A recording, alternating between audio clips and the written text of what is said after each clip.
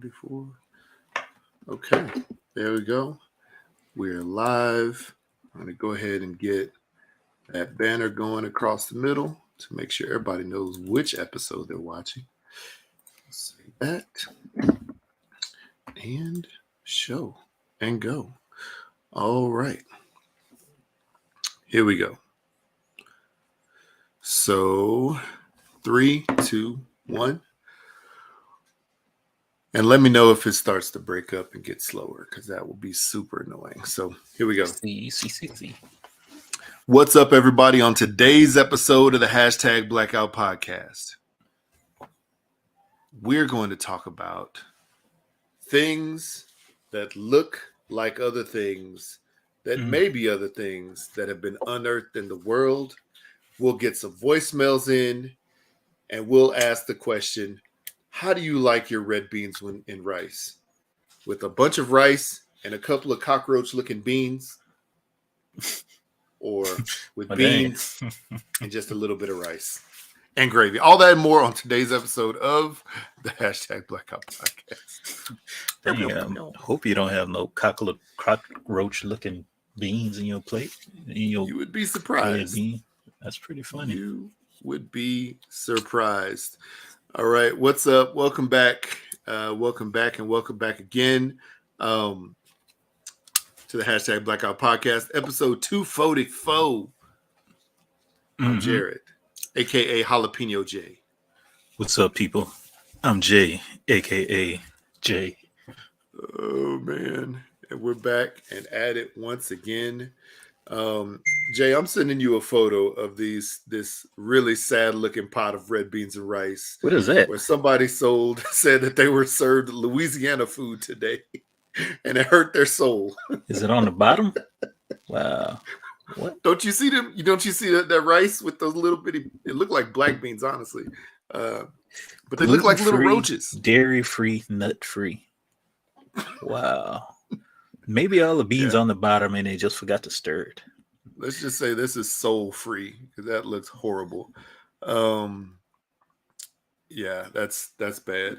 What did this say? Vegetable gumbo. Nah, bruh. We ain't doing this. Okay. We're gonna have to call the food police on these people. Where is this place at? I don't know. One of my cousins sent that. She reposted it, so maybe it came from like the Soul Food Foodies account, which is also on Facebook. Facebook, yeah. It was just one of these random pages that you can follow, and people always post crazy looking food. Yeah, I don't know. I saw some shrimp and grits on there the other day that looked like literally unseasoned shrimp and unseasoned grits. It was so sad. And people were proud of it too. Yeah, I don't know. I do not know. I have a question for you. This is a soul food debate question. But this is not the question of the day. This is just a question of personal preference. Do you like butter, cheese, salt on your grits, or do you like sugar or syrup on your grits? Never had sugar or syrup on my grits. It was usually butter. And then I remember when I visited you at one time, you guys were putting like cheese on it. I was like, ugh, what is that? And I tasted it. I was like, it's okay. It's not bad. Yeah. You know, but I've always just been a butter and grits type of guy. Butter, that's how my parents made it. That's how I still make it. I mean, sometimes I'll buy the little packet that has what it'll say, cheesy grits, I think. Oh yeah, the cheesy grits, whatever it is, cheesy. Yeah, the instant ones. Yeah. And then I'll just add some extra butter to it, you know. But other than that, good. Yeah, that sounds good. I'm a big fan of buttery, cheesy, salty, peppery, whatever grits. I don't know. I know that my mom used to make them with butter, just like your parents did. Yeah. Butter, salt, and pepper, and nature seasoning or Lowry's or something like that. And then I love cheese so much that maybe my dad one time like had me add cheese or something like that. I can't remember. But I started doing that, and yeah, that's the only way I'll eat them now. With at least with butter, cheese, and some seasoning. Right. Maybe I'll throw in some bacon or something else. Or if I'm like trying to make like some fancy grits, I'll put like some pulled pork or brisket or something else if I have that. Fancy. Yeah, my wife, on the other hand, she's on the other side of the spectrum. She likes grits with syrup or sugar, and I'm just like brown sugar or something. And I don't know. Never had it. I went to New Orleans. We went there visiting. I don't know, maybe like 5-6 years ago. Just to go hang out with some friends and stuff, and just stay down in the French Quarter. Mm-hmm. So we went to one of these little cafes. It's the old style cafe. You go in there, you got to walk in the alley just to go to the restroom, just to pee and stuff. Now I got there, and I don't know if this could be like a whole completely different topic when you talk about some people from New Orleans and how they think about people outside of New Orleans. So I'm telling him I'm from Louisiana. I'm like just right up the road. I don't think he really believes me. He's like, "How you like your grits?" Because that's what I ordered. He's like, "You want some sugar in there?" I'm like, "No, man, just give me some butter." It's like, "All right, I'm just checking. I'm like, okay, yeah. So it was just weird. You get some tourists. A lot of touristy people go there, and apparently they must ask for sugar or syrup or something. So that just reminded me of that. Yeah.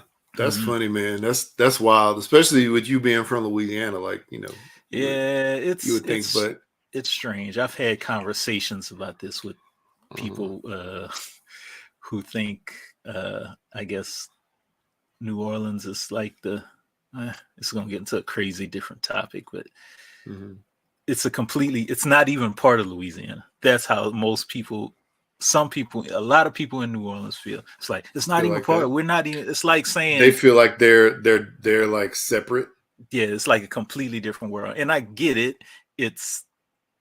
There's a culture all its own there, but there's a lot of people that think New Orleans is not even Louisiana. It's kind of like people saying Egypt is not part of Africa. Bruh, like for real. Yeah. Okay. My question on that is this. And I think I have a reasoning for why people like sugar in their grits, but I'll get back to that later. Yeah. But my question on that is this. Isn't it historically that New Orleans is where like a lot of people from Europe, France landed in and continued to grow. People come from France and Spain. And so that was more like the rich, quote unquote, people. The people who were like more into like, city and society, and they missed their home and they missed their homeland. So like they called themselves the Creoles versus the people who were more like country folks in the rest of the state, which were called the Cajuns. But with that being said, that's why New Orleans cuisine is a little different from the rest of Louisiana, because they would import a lot of stuff from like France and Spain and places like that for like the food, whereas like the rest of the state, people basically lived off the land and also what they grew and raised. Yeah, is that right? So maybe that's why. Maybe it's like you got little nuggets of facts in there, and it's a lot bigger than that.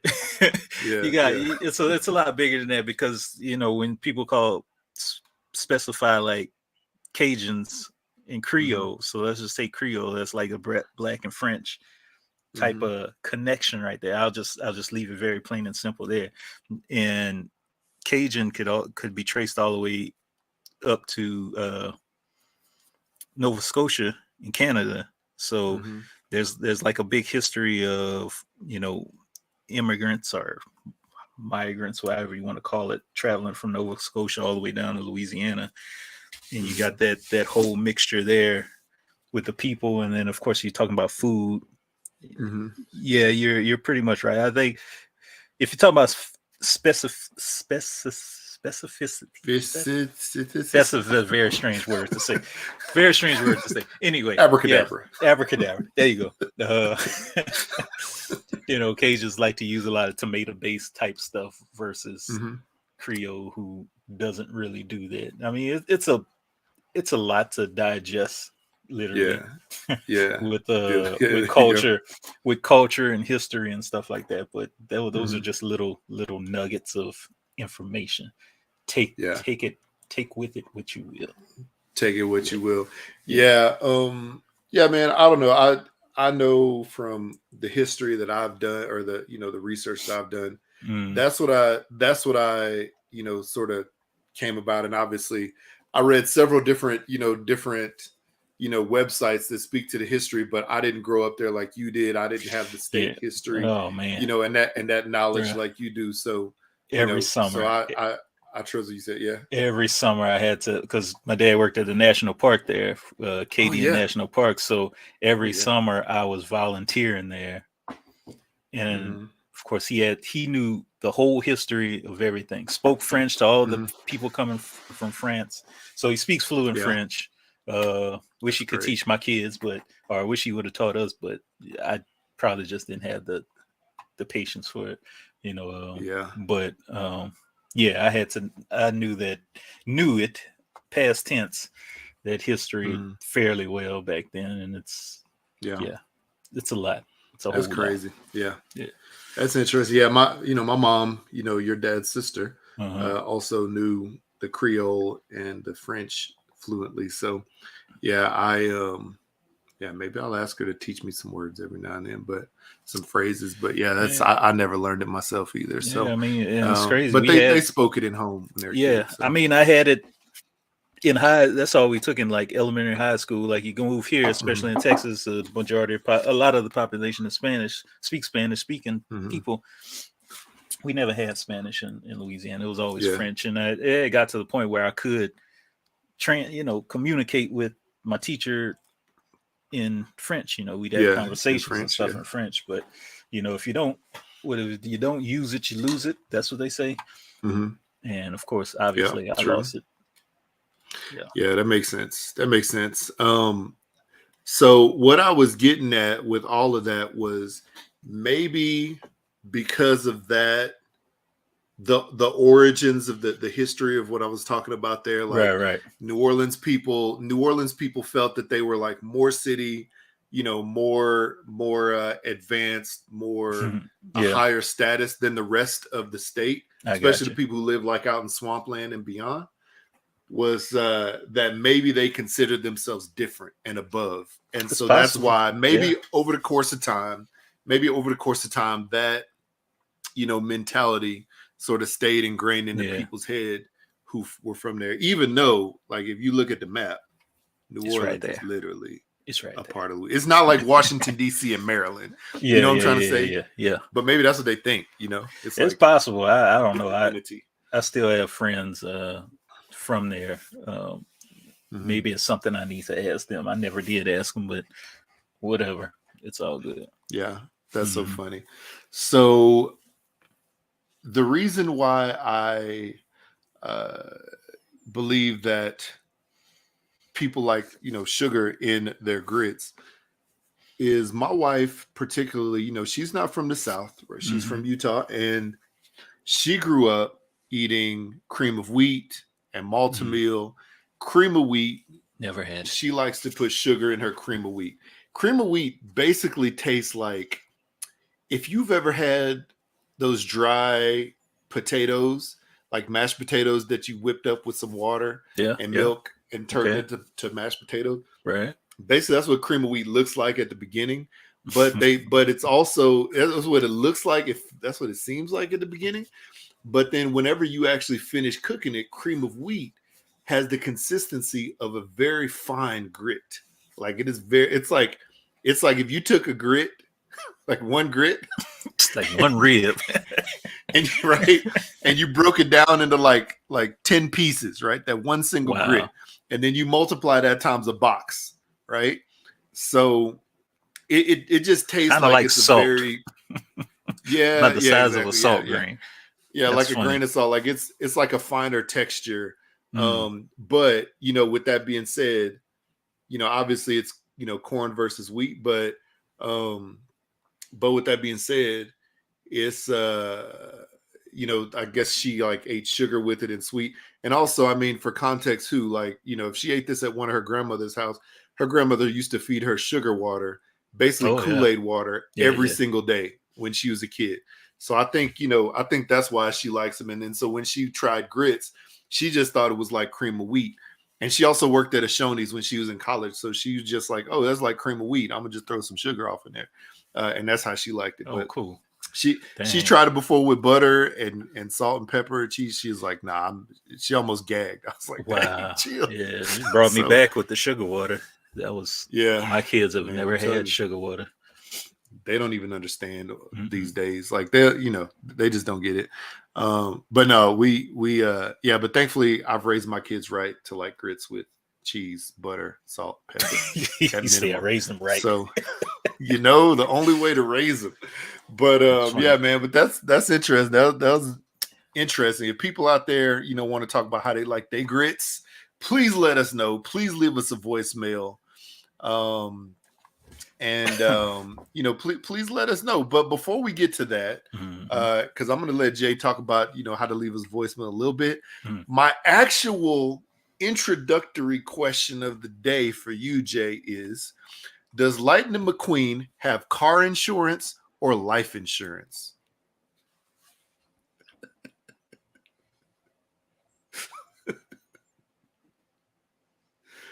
Car insurance. I would think life insurance. Yeah. But wouldn't his life insurance also be car insurance? Yeah, I would think they'd be one and the same, right? I have no clue. That's why I asked you. See, now I'm thinking about it. Do they even they do consider themselves cars, right? Because the name of the thing is the Cars. Movie is Cars. Yeah. I'm just gonna go with life insurance. Yeah, let's just go with life insurance. Is the Geico Gecko in their world actually a car, like a GTR or something else similar? Imagine that. I don't know. I can't. I in my mind, Lightning McQueen would have. It would almost be like life insurance, or no, it would almost be like house insurance with flood damage protection. For your house, right? So it'd be like life insurance with car damage protection in case there's an accident or breakdown. Meaning if he had to go to the hospital or something like that. Maybe that's what he has. I don't know, but maybe the people know. What if they don't even have insurance? They don't. They just exist. They just exist in a world in a world of cars. In a world of cars where you either crash, and that's it. I mean, do they even get paid? Did they even show people getting paid? I mean, I think it's because the races, like they get paid with race, not race, but like because the races, they get paid like if they have like a tire shop, and like a lube shop. But how?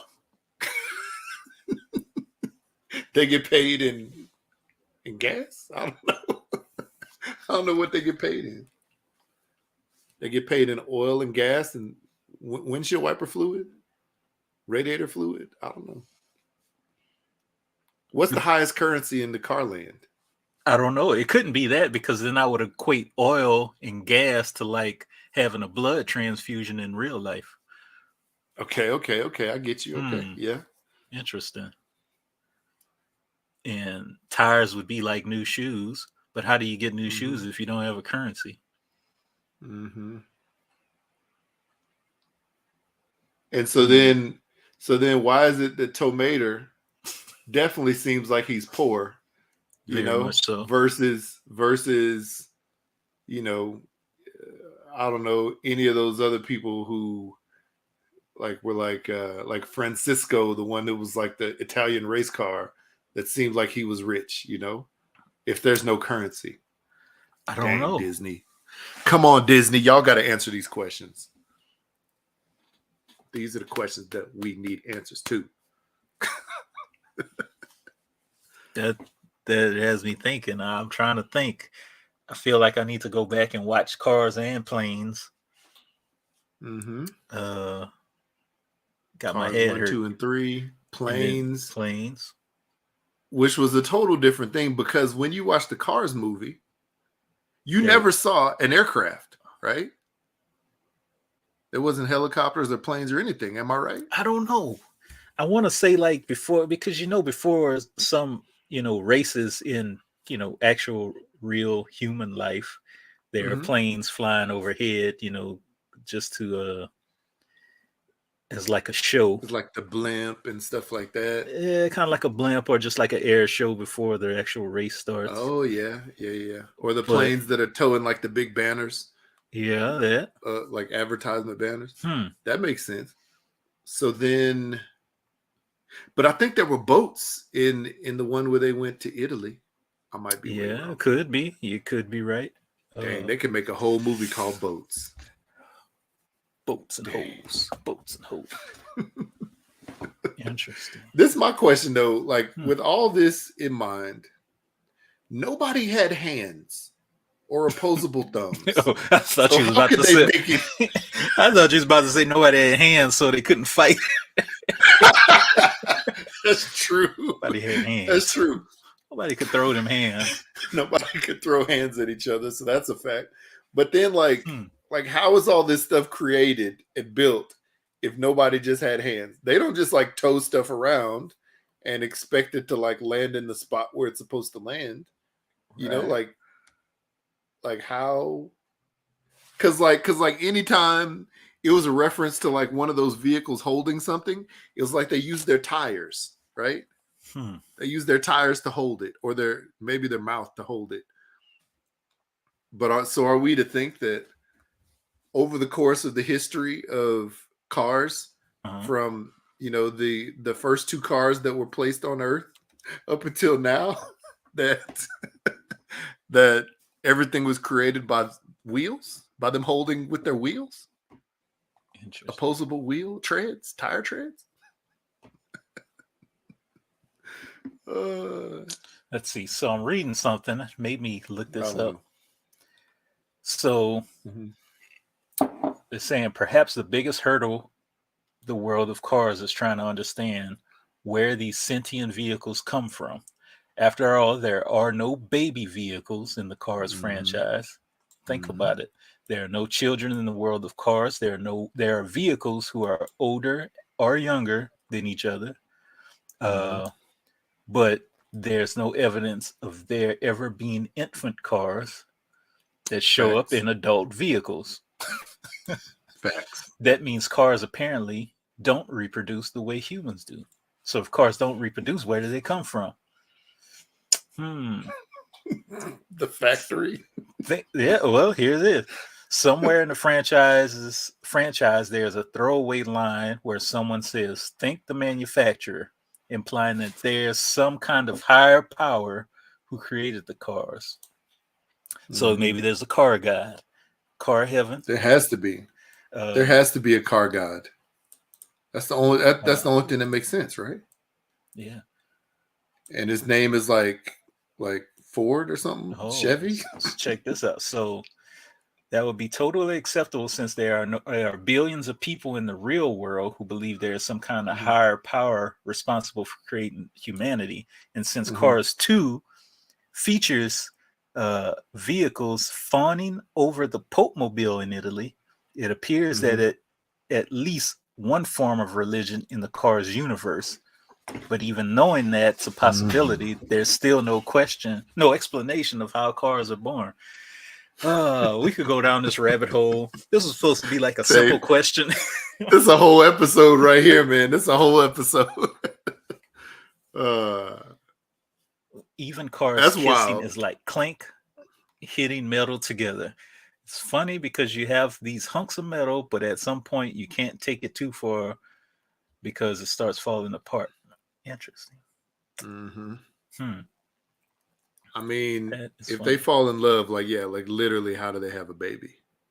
Oh yeah, here's a plane in one of the cars. Okay, in the first. Okay, so that's how we got the Planes movie. Okay, yeah, that's right. I do remember now. I do remember seeing aircraft. So yeah, that makes sense. I just want to know how the cars in the movies reproduce. Like how it doesn't make any sense. It doesn't like they just. I don't even know. There's nothing that's like I'm trying to think of like what how they would connect to make love, like Exhaust to exhaust. Oh no. And then I was thinking like like the little gas tank, like the little fuel door could pop out. But then What you gonna stick in there? what are you sticking in there? Come over and get gassed up in my house? I don't know. I don't know. Dang. Yeah, that is a big rabbit hole that seems that like it would never end. The questions would never end.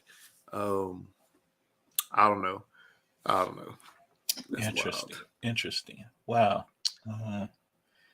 Okay, well, if anybody out there happens to know the answer, please give us a call, 385-3BLAKPC or 385-325-2572. That is definitely the question of the year.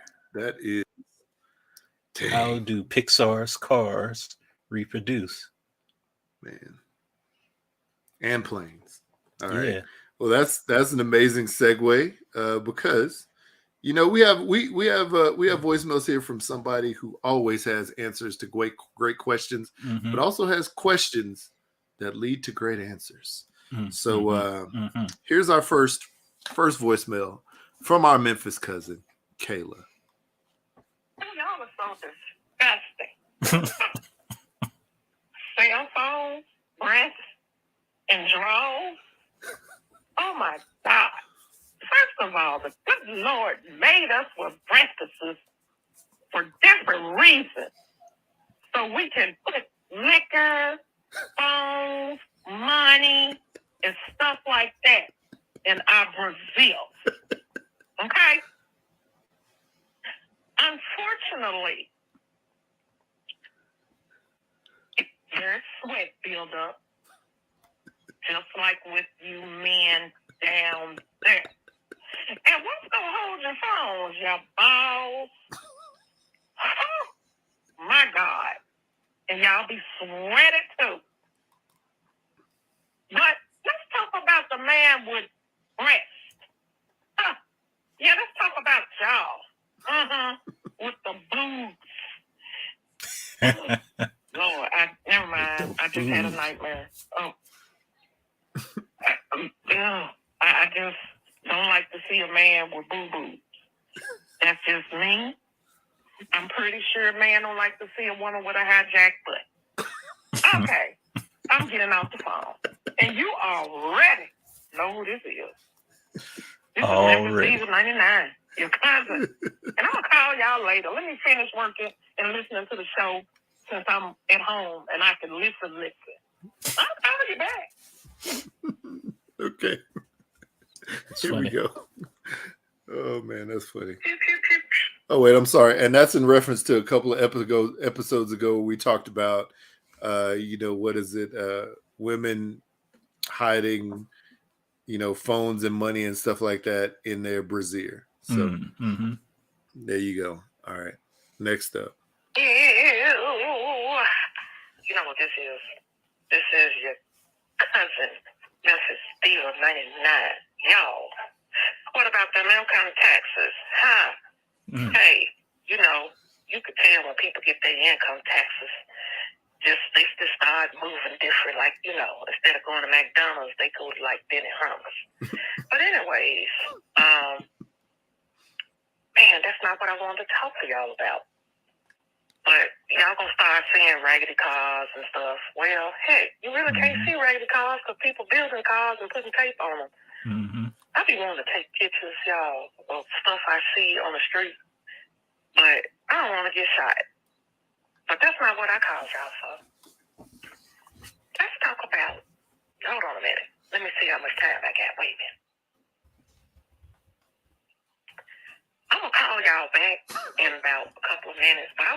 y'all.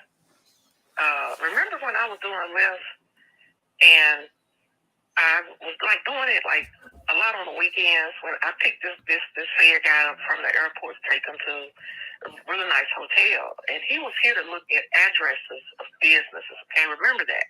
Mm-hmm. Well, it's a lady here in Memphis that's been indicted for $2.7 million in PPP fraud, and she did some stuff with a business. She filing insurance claims on people that never went to her facility. So I'm going to call you back in a minute. Hold on. Because my coffee is calling me. Wait a minute. Hold on.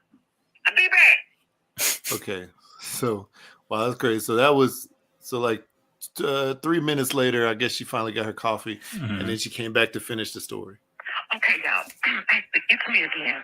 I had to have that first sip of coffee. You know, that first sip of coffee, it just makes your feet and your heart go, wee. Okay, but anyway. Let me make my toes go, wee. Okay, but anyway.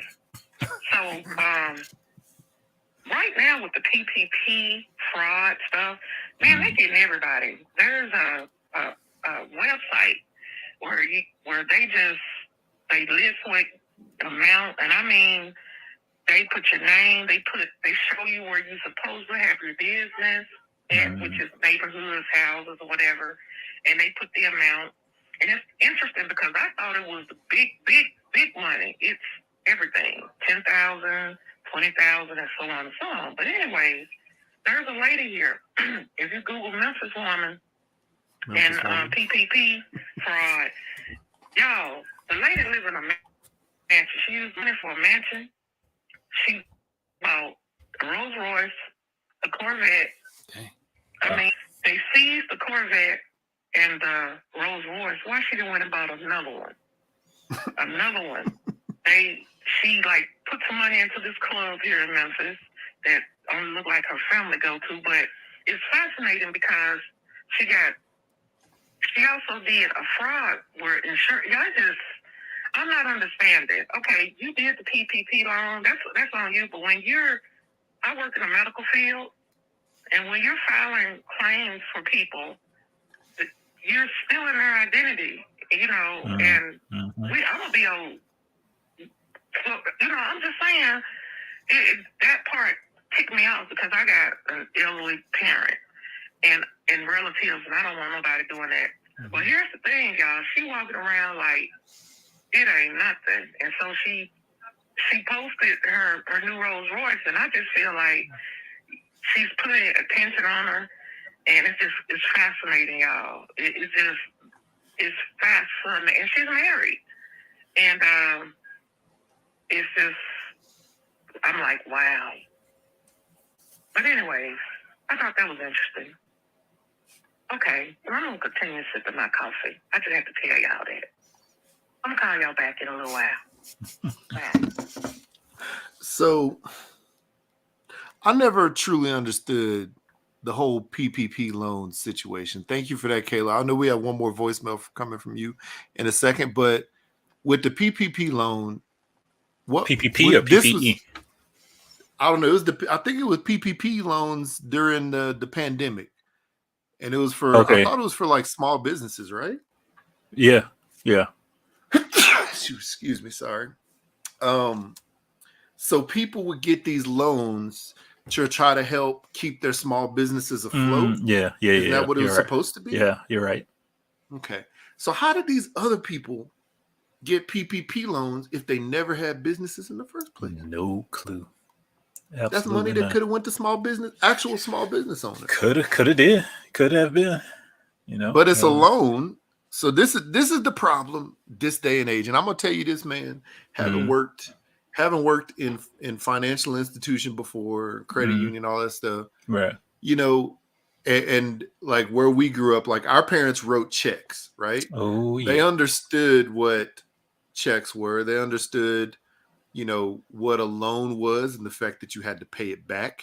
And they taught us that well. You know, they taught us the value of money to a certain extent. You know, it depends on how much we actually accepted that teaching. But we learned that. We grew up writing checks, and and also understanding don't write a check that you can't cash, right? Yep. Oh, yeah. People these days either have forgotten about it or never learned the fact that if it's a loan, they're just letting you borrow it. That means you got to give it back at some point. Yeah, it's not a grant. It's not a scholarship. Yeah, it's not a forever. It's not a forever. Like it's not like Right. I'm gonna let you hold this. You know, back in the day when somebody would say, "Hey, can you let me hold that for a little bit?" and they just never gave it back. Yeah, let me hold something. That's what these people think these days. They're just like, let me hold that PPP loan right quick, and right quick turn. They think in their mind they think it's forever, but the government is like, no, bro, no, that we don't do forever. Yeah, we don't forget. We always do take backsies. And then some. And then some. Yeah, Give me that's that wild. Plus interest. That's crazy. Yeah. Man. To have a website, for the government to have a website having people on there that may not have paid back their PPP loan, and people like this lady just basically showing off everything that she's bought with these loans. Come on, man, you asking for it. Asking for it. I don't get it. Well, I don't understand it. Long as it ain't me. Yeah, right. Exactly. At some point in time, I knew. Yeah, at some point in time, I realized that this money isn't mine. I got to give it back, or they're gonna take it. So true. What I get upset about, and I have to deal with this year. Mm-hmm. So I had this is getting to like business, retirement, financial talk. So I have an IRA account. Like this is from like 2 jobs ago. Had this stored up, didn't do anything. It didn't transfer over to my new 401k retirement company. It was just sitting there for years, probably like 10, 11 years. Didn't gain anything, didn't do anything. I'm like, okay, I need to take care of some crazy stuff around the house, some upgrades, some updates and things, some home stuff. Let me pull everything out. I know it's going to be a penalty. Yeah, big time, initially. So I'm thinking, my initial thoughts were, okay, I'm going to pull this money out. I'm going to get hit with the tax right then and there. And I did. I got hit with a nice little sum. It wasn't like a crazy amount, but I still had some stuff. Paid off a bunch of things that I needed to pay off.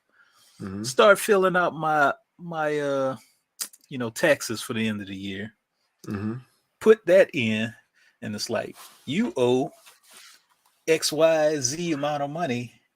And I'm like, whoa, wait. Hold up. Yeah, I'm like, hold on. No. So that's what kills me. This is the money I earned and worked for. Wasn't gaining anything. It wasn't doing anything. But they still want to take a large amount from. So they're trying to double tax you? More like triple tax me. Really? On the initial tax that I already paid. So so I wonder if the company that you pulled that from had not correctly reported that you paid taxes. That's wild. The crazy thing is, was on the little tax form that I did. Yeah, so maybe I didn't pay the correct amount, but still, why do I have to be 65 for me to not get taxed? Who says I'm gonna make it to 65? Yeah, that's the thing, man. That's the thing. That's the good and bad about IRA, right? It was set up. They were set up with the time, and I'm gonna tell you what.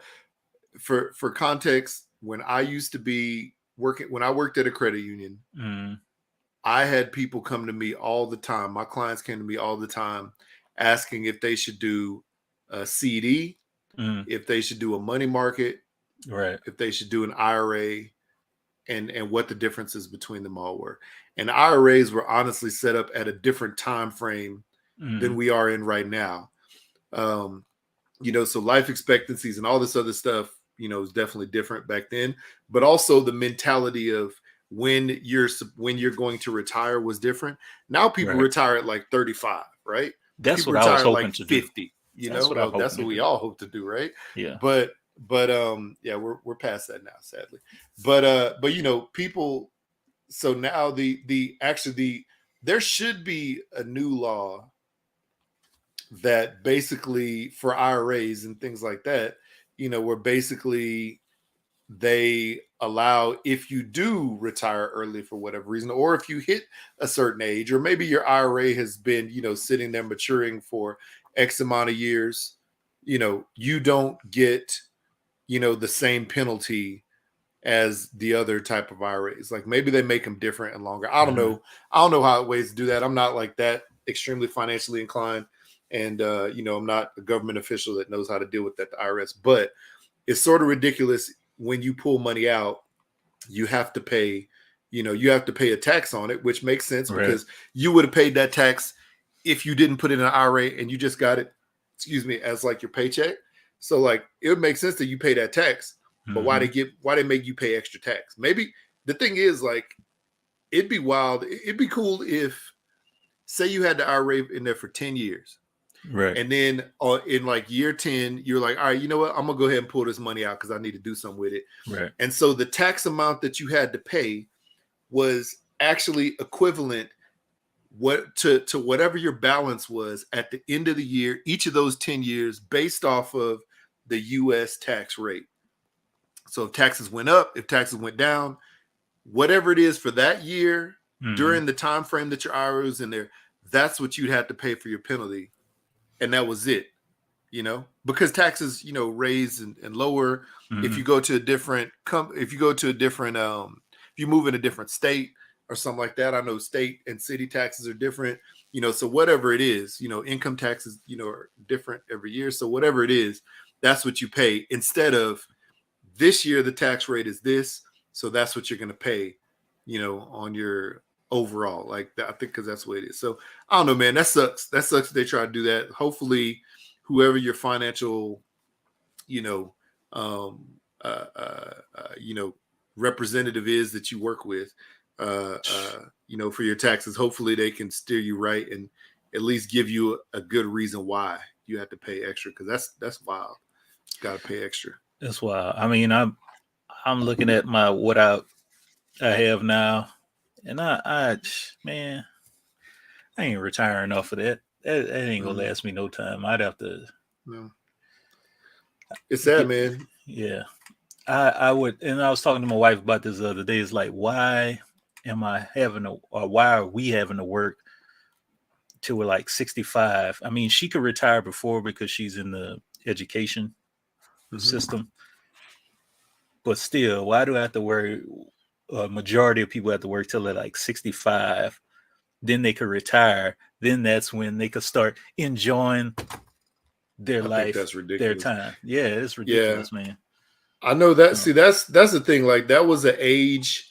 That was a I think an average age that most people got to, where if you saved X amount of percentage of money of your income every year, then you could retire comfortably and live off of that without having to go to work again, because that's how much stuff costs in that day and age. With the fact that everything is in, inflation right now, the cost of eggs, is stupid or whatever. But like, the fact that inflation happened, it's almost like they need to reclassify that every year. But also, you make, like, say you make $50,000 today. If you made that same $50,000 like 30 years ago, 40, 50 years ago, that would go a lot longer. Like it would go a lot further than it does today. Yeah. So I think that needs to be reclassified, and they would actually probably move the age back further. But then again, the good thing about us right now is like we're in the day and age where we are like, yeah, why do we have to work that long? At a full-time job to be able to enjoy life and do stuff that we want to do. It's because they realize that stuff costs a lot of money, and you gotta be able to afford stuff that you want to do if you like it. But then again, my thought is like, what? Why would I be doing something that I don't want to be doing, regardless of how long I'm doing it?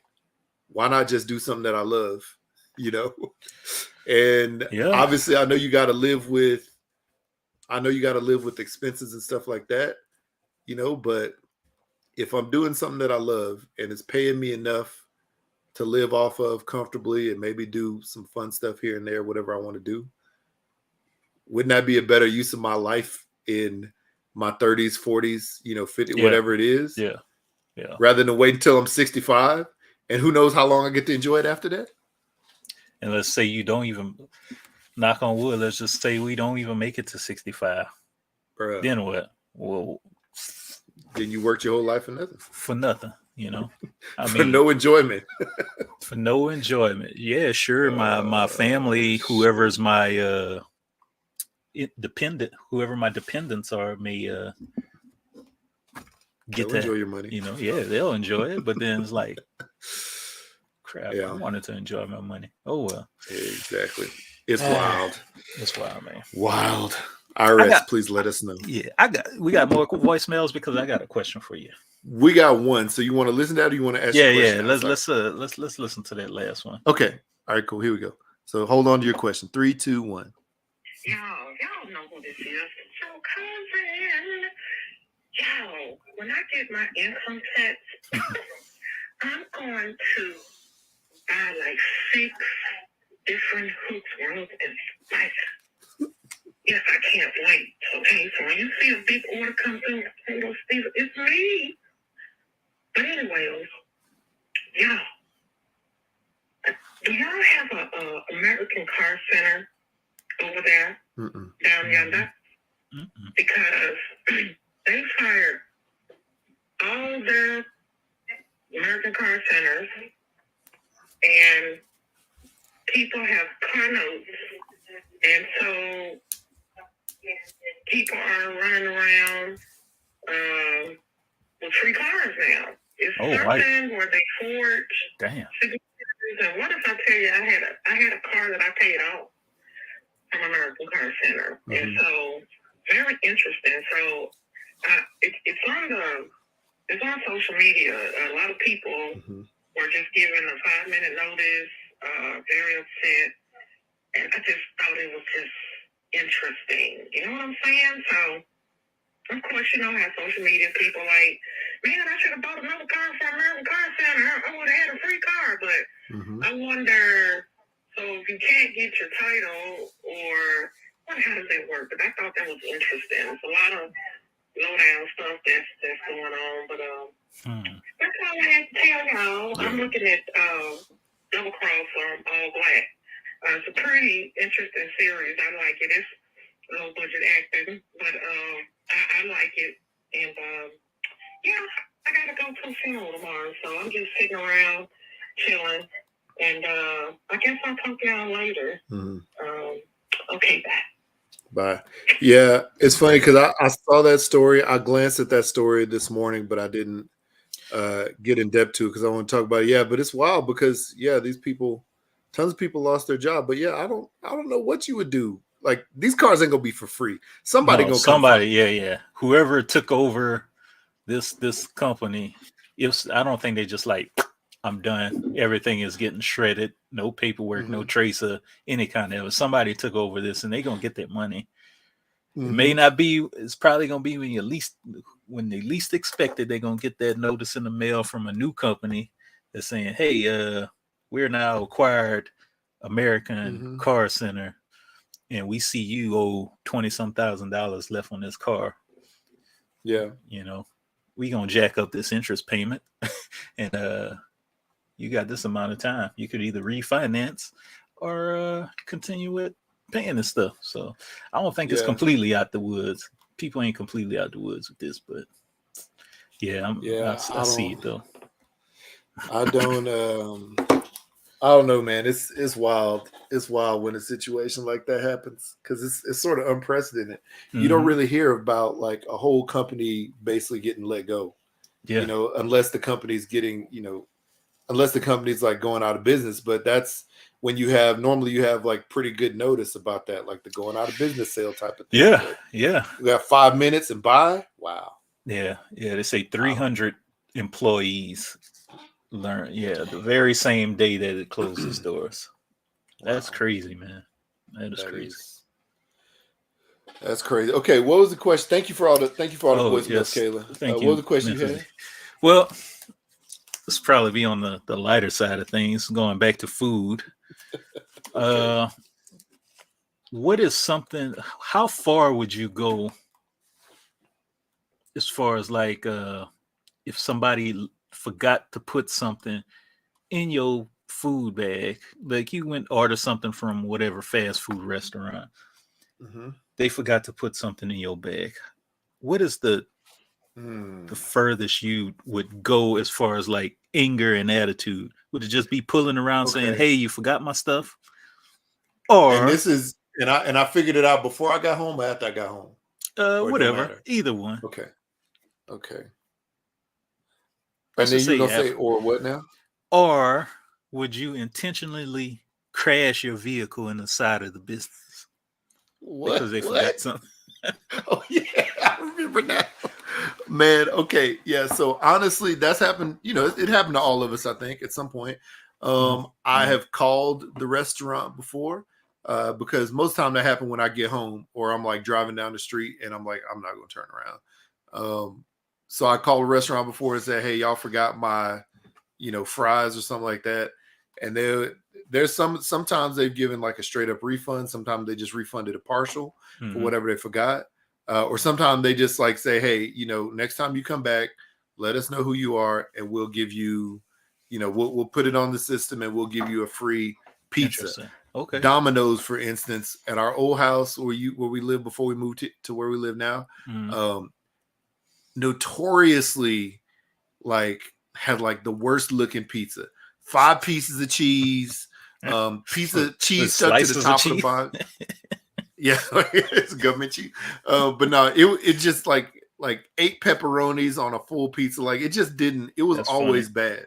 So there was times where I would call them and be like, "Hey, y'all, like this is literally the worst pizza I've ever had because XYZ."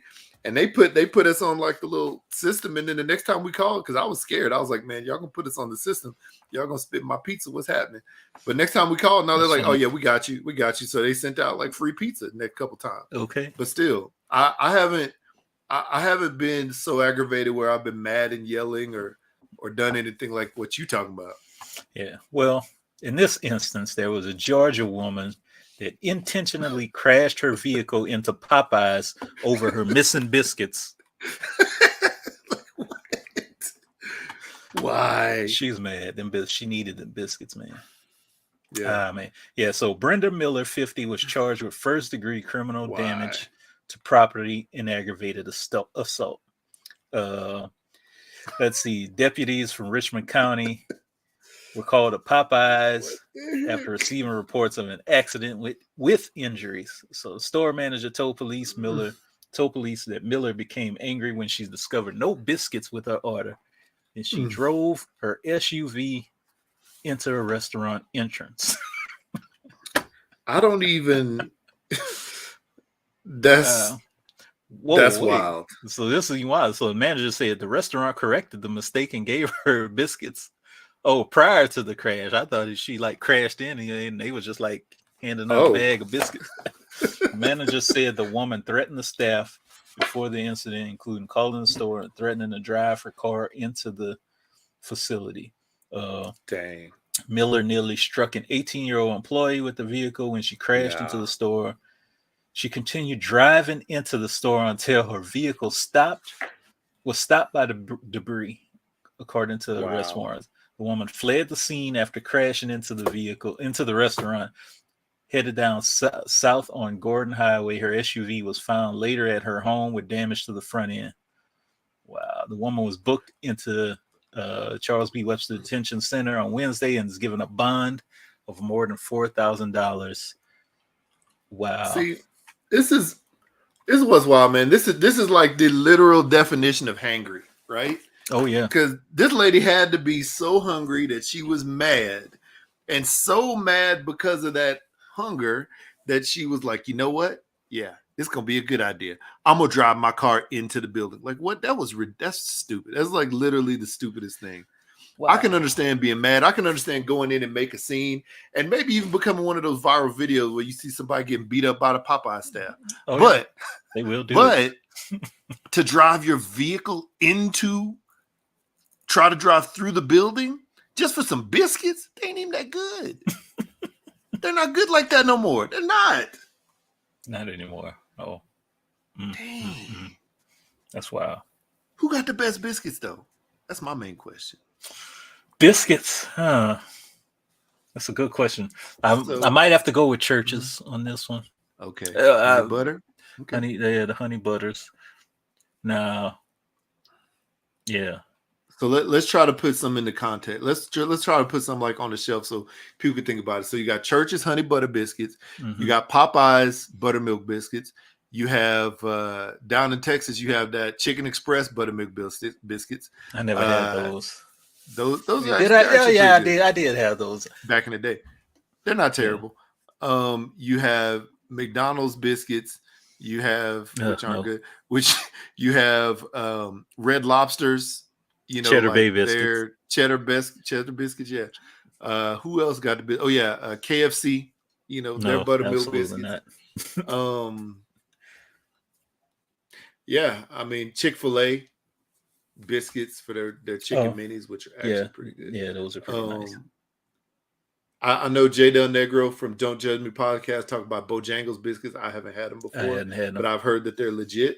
Yeah, I mean, I don't know if you could think of anybody else. Rallies, Checkers, I don't know if they haven't, but of all those places that are like traditional fast food joints, who has the best biscuits?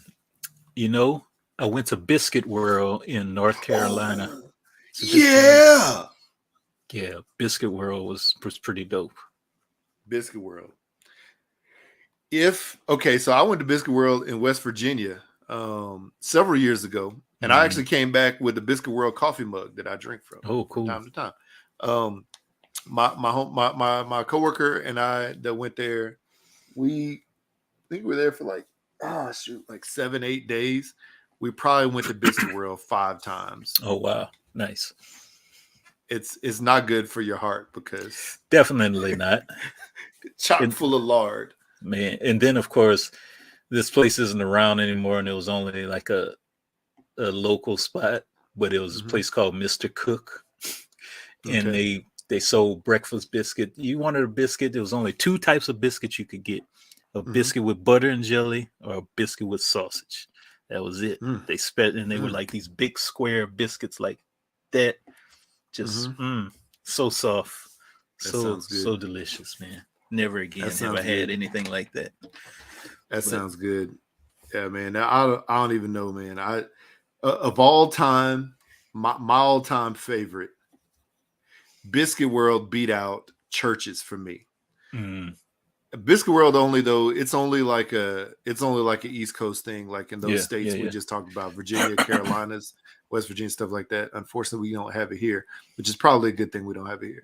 But if it's like a more local, maybe not local, because there might be one Church's here, maybe still. But yeah, Church's chicken, those honey butter biscuits, and it's partly because they're amazing, partly because of nostalgia.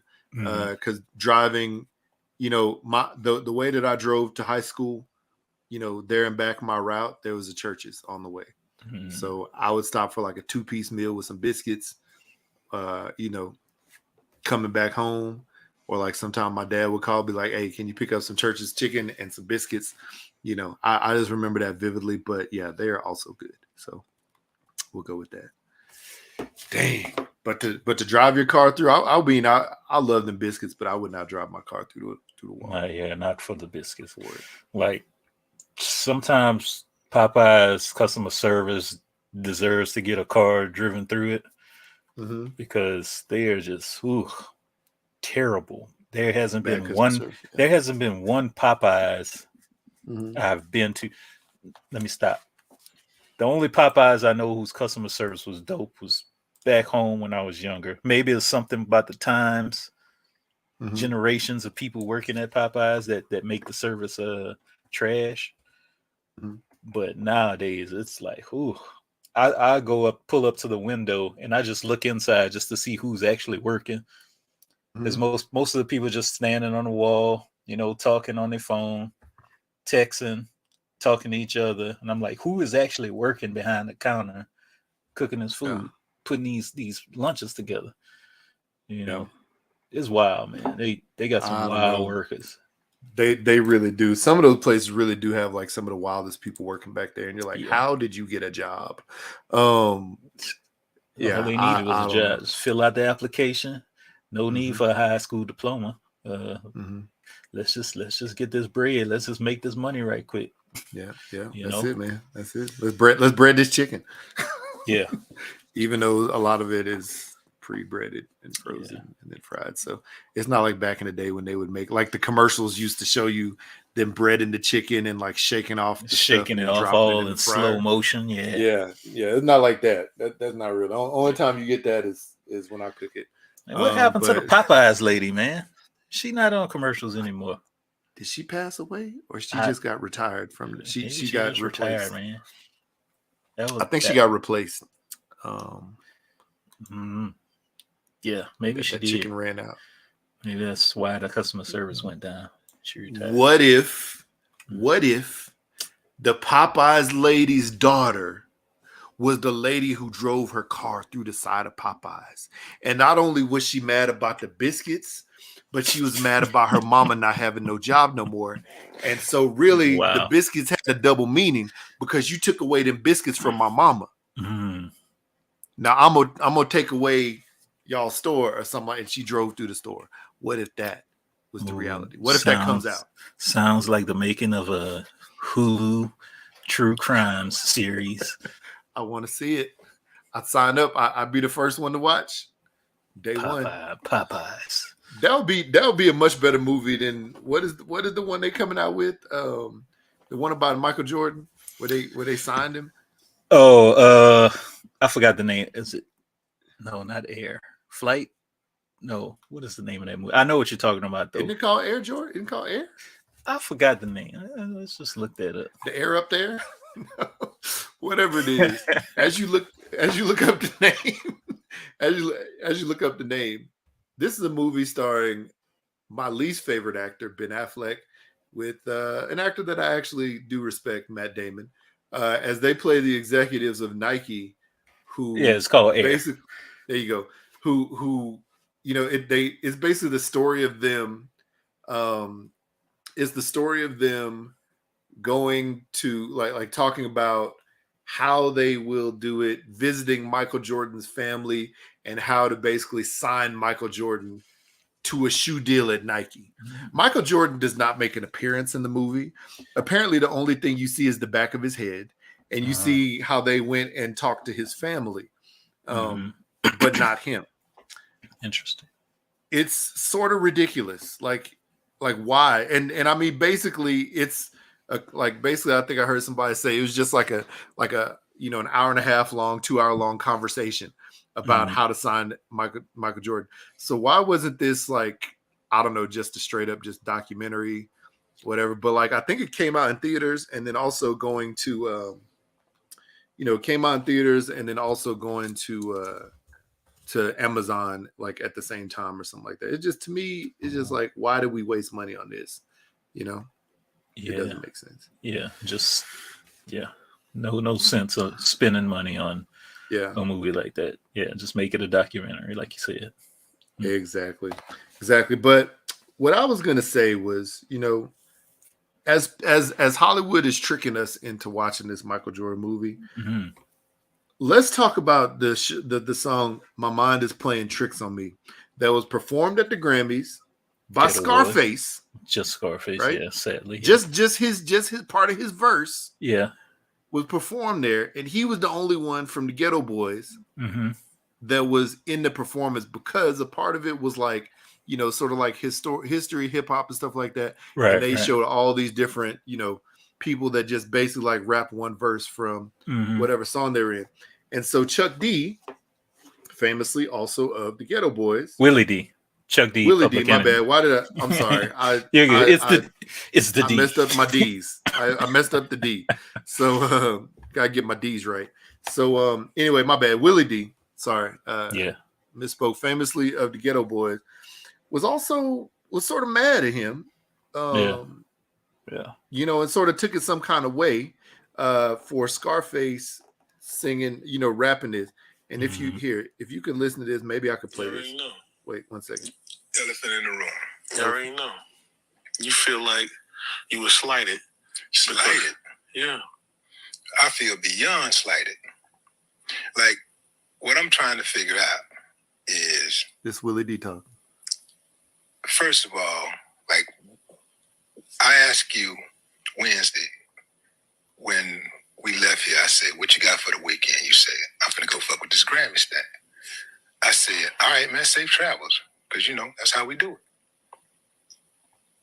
Saturday come, I'm looking at the, I'm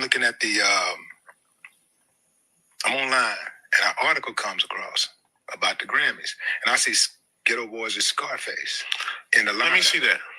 And I then don't he's have talking it now. Scarface. I want to see where it says Ghetto Boys Scarface. No, this is what I it don't said. want to. This is what it said. I don't want to never get Ghetto Boys and Scarface intertwined ever, because I don't need Ghetto Boys to be Scarface. You feel me? Mm-hmm. So if it said Scarface, Ghetto Boys, or Scarface, or any of that shit two together, then they wrong for that. Yeah. Because I can stand on my own 2 feet with no Ghetto Boys. And this is why. So this is why what was so baffling, because everybody knows that, right? You carved out a place in history for yourself. You were so good at what you did as a solo artist. You get that. Can't nobody deny that. So ain't no hate, ain't no jealousy whatsoever. You know, remember, I'm the one that said, hey, man, you ought to call yourself Scarface. You know what I'm saying? So I ain't gonna never hate on you. Never. Mm-hmm. I mean, when I see you win, I see Ghetto Boys win, because we are a group. So when somebody start talking about Scarface standing on his own, I said to myself, I said, well, Scarface got enough hit songs where he don't need to be doing a Ghetto Boy song. He could have just done a Scarface song. If you would have done a Scarface song, that would have been different. A Scarface song is a Scarface song. That's on Scarface's catalog, not Ghetto Boys' catalog. And to do a song that's from the Ghetto Boys catalog, My Mind's Playing Tricks, a song that I co-wrote, and to not have me included in that. Let's go back to how the song came about too, because you did have a verse on that record. Those 3 verses, we all know where those 3 verses and that music came from. You put another verse on it. But do you recall back when you heard that song and Jay was trying to get you to rap on that motherfucker that you didn't like it? Do you remember that? I don't know if I didn't like the song, but I didn't think it was anything phenomenal. Okay, well, it's phenomenal.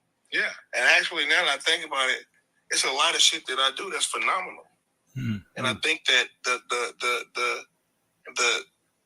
the reversal of trying to put that shit on me because you didn't go there to the Grammys is fucked up. Because my phone rang. Okay? And if a motherfucker didn't reach out to you, it's not my fault. So don't put that shit on me, Willie. That's not cool.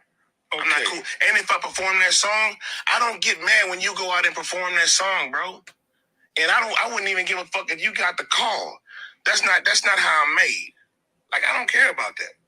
Have you ever went out and performed My Mind Playing Tricks somewhere before without me? Many times. Okay, well, me too. Elephant in the room.